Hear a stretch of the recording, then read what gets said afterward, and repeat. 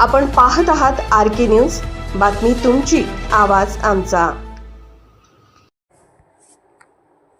नृसिंहवाडी दत्त जयंती उत्सव सुरक्षा व्यवस्थेची पाहणी केली।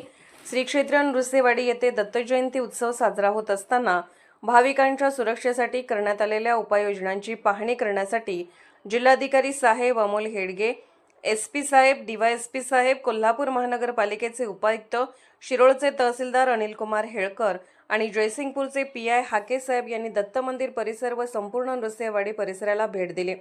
पाहणीचा मुख्य उद्देश गर्दीचे व्यवस्थापन।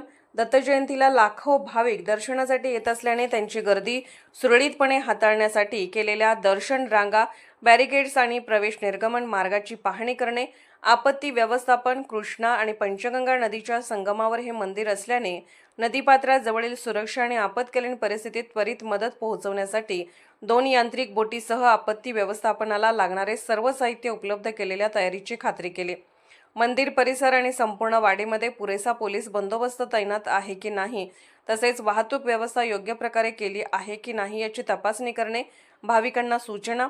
पाहणीनंतर भाविकांना सुरक्षिततेच्या दृष्टीने आवश्यक सूचना देणे आणि प्रशासकीय यंत्रणेला अधिक प्रभावी उपाययोजना करण्याचे निर्देश देणे हा या भेटीचा मुख्य उद्देश होता। दत्त जयंती निमित्त नृसिंहवाडीमध्ये दरवर्षी मोठी गर्दी होते, त्यामुळे जिल्हा ग्रामीण पोलीस प्रशासनाच्या वरिष्ठ अधिकाऱ्यांनी स्वतः उपस्थित राहून व्यवस्थापनाचा आढावा घेणे हे भाविकांच्या सुरक्षिततेसाठी अत्यंत महत्त्वाचे पाऊल आहे। RK न्यूज चॅनलला लाईक करा, शेअर करा आणि सबस्क्राईब करा।